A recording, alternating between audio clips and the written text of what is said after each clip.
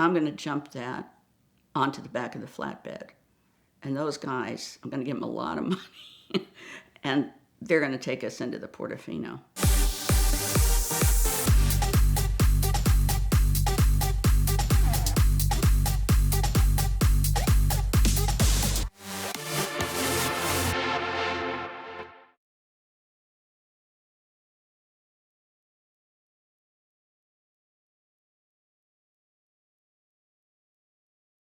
Okay, so later everybody, of course, is 1,000 miles ahead of us because we're chugging along. And I don't think we were out of New Jersey before the engine crapped out.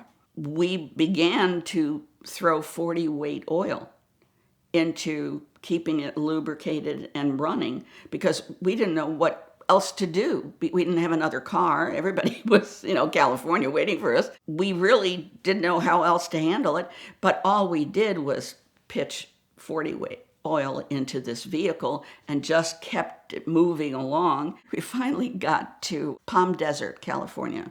And anyone who's driven across the country who comes through that stretch and the windmills, and there's a little stop and rest area there. It's got a dinosaur, because it's dinosaur archaeological territory and it's a tourist site and whatever.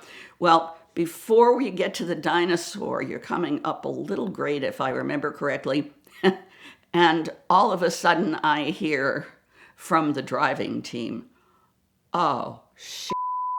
And we pull over and they yell, "Get the hell out of the car." Well, me in my pajamas, out of the car, doctor out of the car, they're out of the car.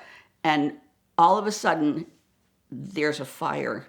The 40 weight oil that we've been pumping into the car, and it's been on everything else, starts to get greasy and smoky.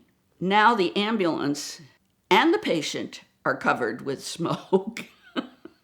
And everybody's out in the field that should be in the ambulance watching this ambulance disintegrate.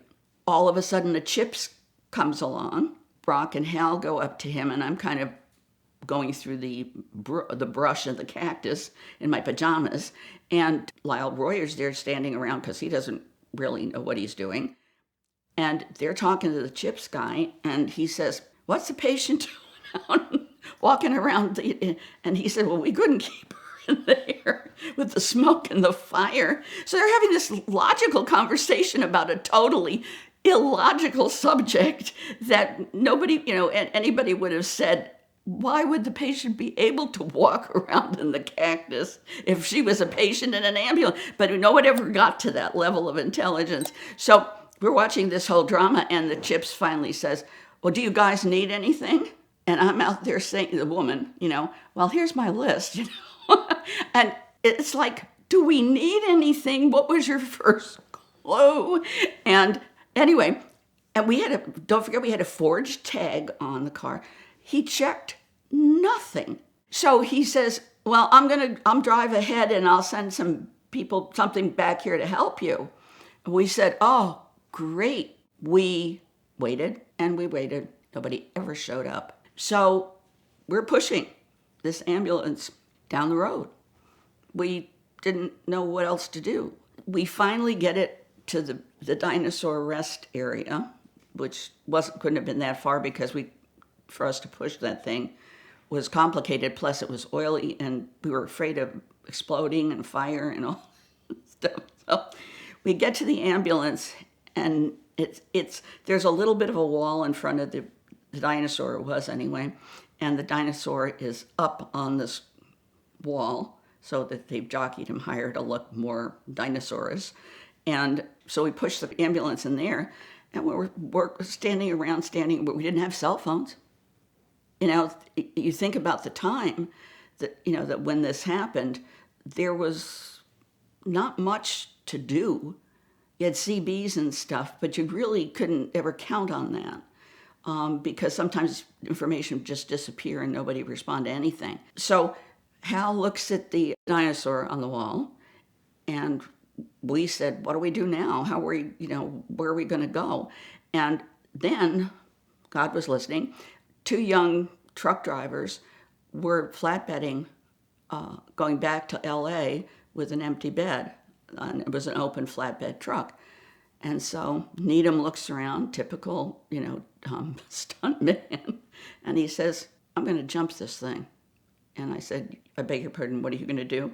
And he said, if we can get that ambulance up on that wall, we can push it up there, I'm going to jump that onto the back of the flatbed. And those guys, I'm going to give them a lot of money, and they're going to take us into the Portofino. Just like a Hollywood stuntman, he waved his magic wand, and he got the kids, gave them a bundle of money. I don't know how much, but a lot. So the patient with her pajamas, the doctor with his white coat, the two idiots in, ambulance uniforms, and then these two truckers who just happened to buy into this project, they helped us, and we pushed that ambulance up onto the wall, and it was almost parked next to the dinosaur. It was really a kind of an incongruous shot, prehistoric meets contemporary. So the truckers backed the flatbed up to the wall, and we all said, what the hell are you going to do now? And Needham said, well, if we can turn it over, if I can get it turned over, I can get enough out of it to get it. And he jumped that, sucker, boom, he came right off the wall and boom, landed it on the back of that flatbed perfectly. And we said, hooray, holy cow. And we all climbed in the back of the cab with the two guys. We were all cramped. The four of us in the back compartment there. And they hauled us and they tied down the ambulance and they took us right into the Portofino.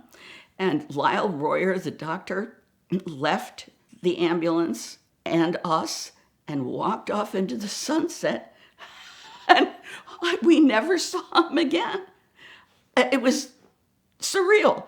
Just really surreal. He never a goodbye or up yours or you are nuts or what am I doing? He just walked off into the sunset, and Hal Needham ran into him years later, and we got a call from him a couple of years ago, and I don't think he's a doctor anymore because he sounded really strange.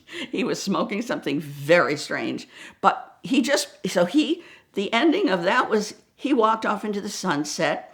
The two kids got their money, the truckers. They unloaded the ambulance. They took off. We never heard or figured out anything from the kids. They just had a typical day in LA. And we were there. And everybody was there ahead of us, of course. And everybody is wondering what the hell have this ambulance been through, because we had soot and smoke and everything all over it. But that was how we got to the end of the 79 Cannonball.